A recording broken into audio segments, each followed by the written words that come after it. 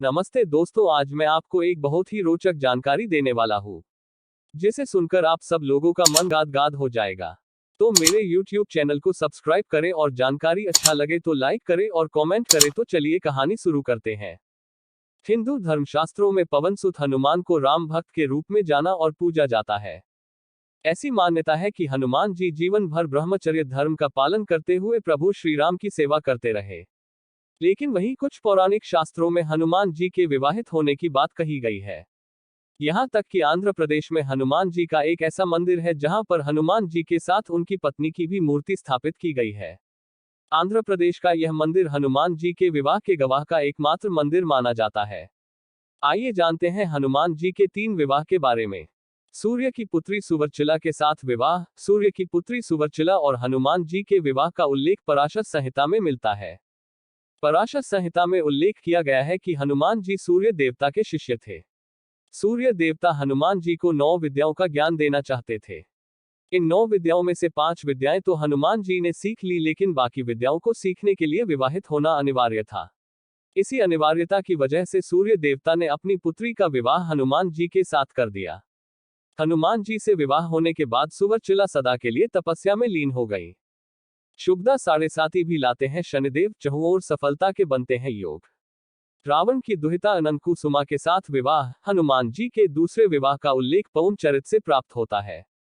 पवन चरित के अनुसार रावण और वरुण देव के बीच हुए युद्ध में हनुमान जी वरुण देव की तरफ से रावण से युद्ध किया था, जिसके परिणाम स्वरूप इस युद्ध में रावण की हार हुई थी। युद्ध में हारने के बाद रावण ने अपनी दुहिता अनंत कुसुमा का विवाह हनुमान जी से कर दिया था। वरुण देव की पुत्री सत्यवती से विवाह। जब वरुण देव और रावण के बीच युद्ध हो रहा था, तब हनुमान जी वरुण देव की तरफ से लड़ते हुए वरुण देव को विजय दिलाई थी। वरुण देव ने इस विजय से प्रसन्न होकर अपनी पुत्री सत्यवती का विवाह हनुमान जी से कर दिया था। विवाह के बाद भी आजीवन ब्रह्मचारी रहे हनुमान जी। हनुमान जी ने भले ही विशेष परिस्थितियों के तहत ये तीनों विवाह किए थे, लेकिन उन्होंने कभी भी अपनी पत्नियों के साथ वैवाहिक जीवन व्यतीत नहीं किया और वे आजीवन ब्रह्मचर्य धर्म का पालन करते रहे।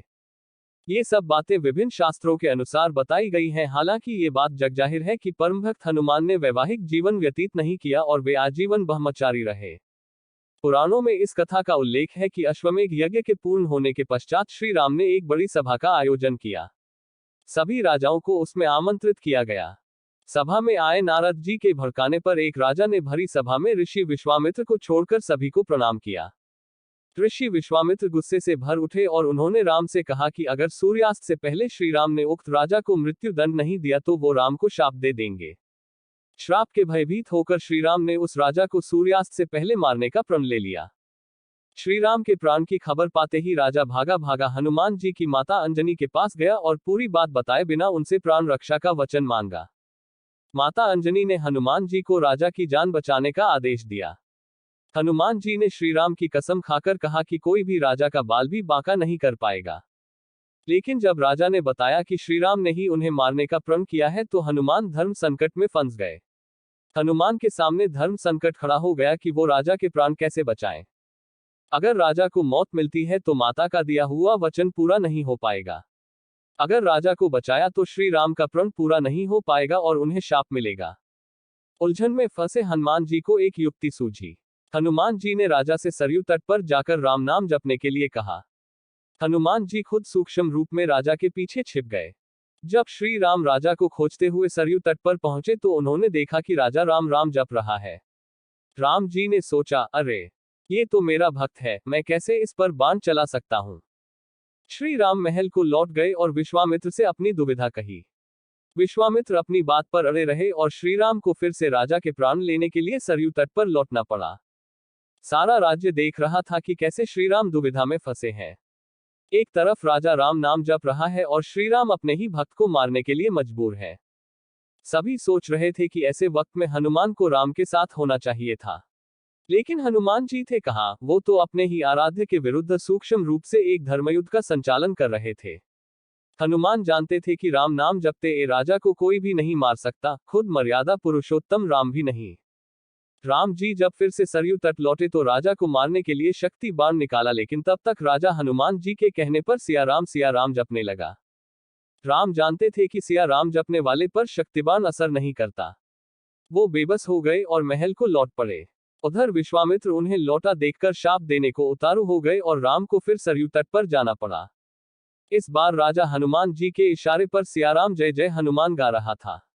राम ने सोचा कि मेरे नाम के साथ साथ ये राजा शक्ति और भक्ति की जय बोल रहा है, ऐसे में मेरा कोई अस्त्र इसे मार नहीं पाएगा। इस संकट को देखकर श्रीराम को मूर्छा आने लगी तो अयोध्या के संतों में खलबली मच गई। तब ऋषि शिष्ट ने ऋषि विश्वामित्र को सलाह दी कि राम को इस तरह संकट में नहीं डालना चाहिए। उन्होंने कहा कि राम चाह कर भी राम नाम जपने वाले को नहीं मार सकते, क्योंकि जो बल राम के नाम में है और खुद राम में नहीं है। संकट बढ़ता देखकर ऋषि विश्वामित्र ने राम को संभाला और अपने वचन से मुक्त कर दिया। मामला संभलते देखकर राजा के पीछे छिपे हनुमान वापस अपने रूप में आ गए और श्रीराम को प्रणाम किया। तब श्रीराम ने कहा कि हनुमान ने इस प्रसंग से साबित किया है कि भक्त की शक्ति हमेशा आराध्य की ताकत बनी है और सच्चा भक्त हमेशा भगवान से बड़ा ही रहेगा।